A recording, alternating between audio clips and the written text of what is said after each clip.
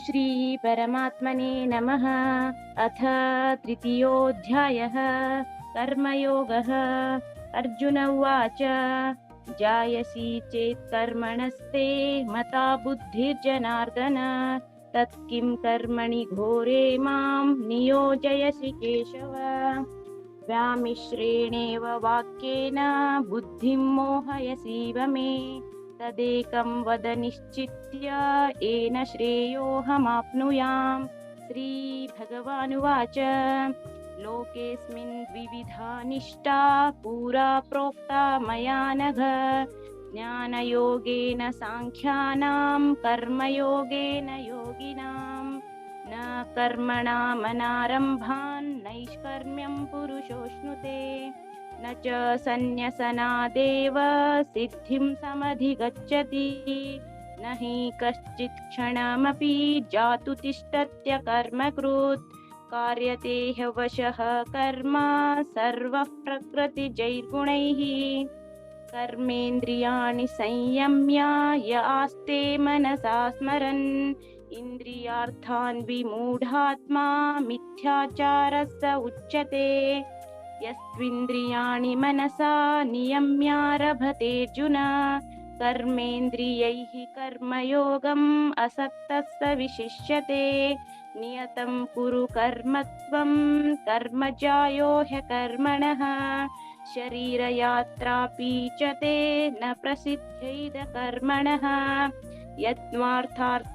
यत्त्वार्थकर्मणोऽन्यत्र लोकोऽयं कर्मबन्धनः तदर्थं कर्म कौन्तेय मुक्तसङ्गः समाचर। सह यज्ञः प्रजा सृष्ट्वा पुरोवाच प्रजापतिः अनेन प्रसविष्यध्वम् एष ओष्विष्टकामधु। देवान् भावयतानेन ते देवा भावयन्तु वहः परस्परं भावयन्तः श्रेयः परमवाप्स्यत।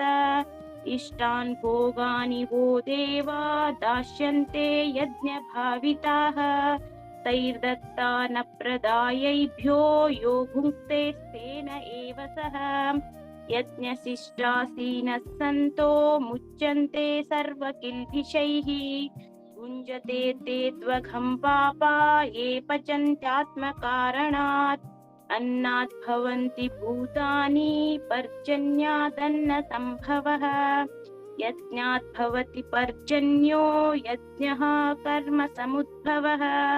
कर्म ब्रह्मोद्भवं विद्धि ब्रह्माक्षरसमुद्भवम् तस्मात् सर्वगतं ब्रह्म नित्यं यज्ञे प्रतिष्ठितम्। एवं प्रवर्तितं चक्रं नानुवर्तयति हयः अघायुरिन्द्रियारामो मोघं पार्थ स जीवति। यस्त्वात्मरतिरेव स्यात् आत्मतृप्तश्च मानवः आत्मन्येव च सन्तुष्टस्तस्य कार्यं न विद्यते। नैव तस्य कृतेनार्थो न कृतेनेह कश्चन न चास्य सर्वभूतेषु कश्चिदर्थव्यपाश्रयः। तस्मादसक्तः सततं कार्यं कर्म समाचार असक्तो ह्याचरन् कर्म परमाप्नोति पुरुषः। कर्मण्यैव हि संसिद्धिम् आस्थिता जनकादयः लोकसङ्ग्रहमेवापि सम्पश्यन् कर्तुमर्हसि। यद्यदाचरति श्रेष्ठस्तत्तदेवेतरो जनः स यत्प्रमाणं कुरुते लोकस्तदनुवर्तते। न मे पार्थास्ति कर्तव्यं त्रिषु लोकेषु किञ्चन नानवाप्तमवाप्तव्यं वर्त एव च कर्मणि। यदि ह्यहं न वर्तेयं जातु कर्मण्यतन्द्रितः।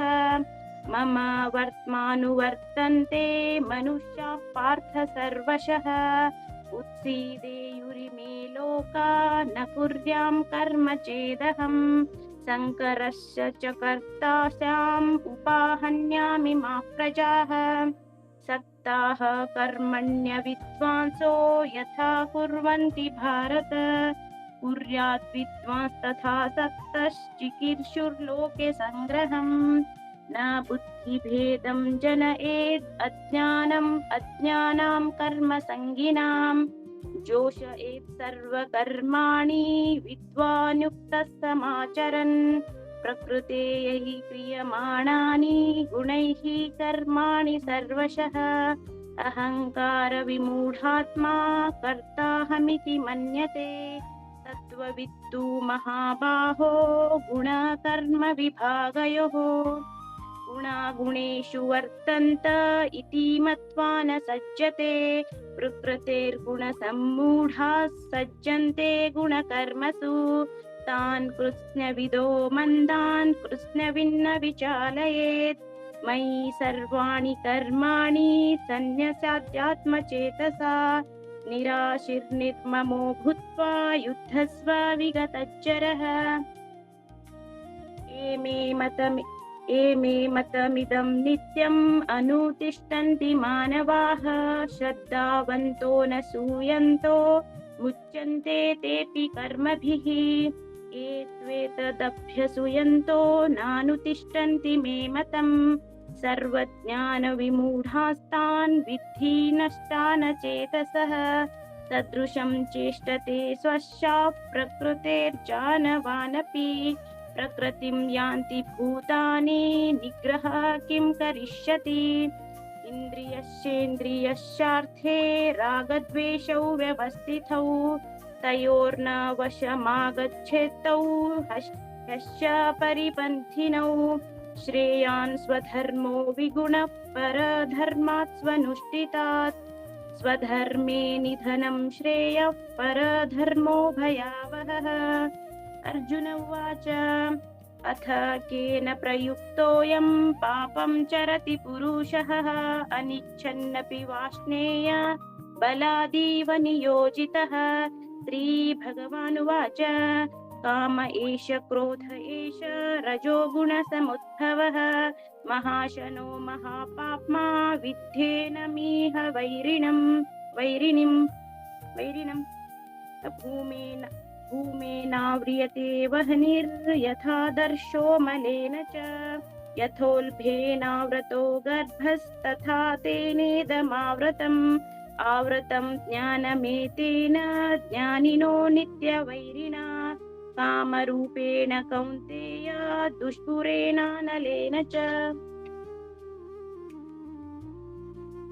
इन्द्रियाणि मनोबुद्धिरस्याधिष्ठानमुच्यते एतैर्विमोहयत्येष ज्ञानमावृत्य देहिनम् तस्मात् स्वमिन्द्रियाणादौ नियम्य भरतर्षभ पाप्मानं प्रजहिहेनं ज्ञानविज्ञाननाशनम् इन्द्रियाणि परण्याहुरिन्द्रियेभ्यः परं मनः मनसस्तु परा बुद्धिर्यो बुद्धेः परतस्तु सः एवं बुद्धे परं बुद्ध्वा संस्तभ्यात्मानमात्मना जहि शत्रुं महाबाहो कामरूपं दुरासदम् ॐ तत्सदिति श्रीमद्भगवद्गीतासूपनिषत्सु ब्रह्मविद्यायां योगशास्त्रे श्रीकृष्णार्जुनसंवादे कर्मयोगो नाम तृतीयोऽध्यायः।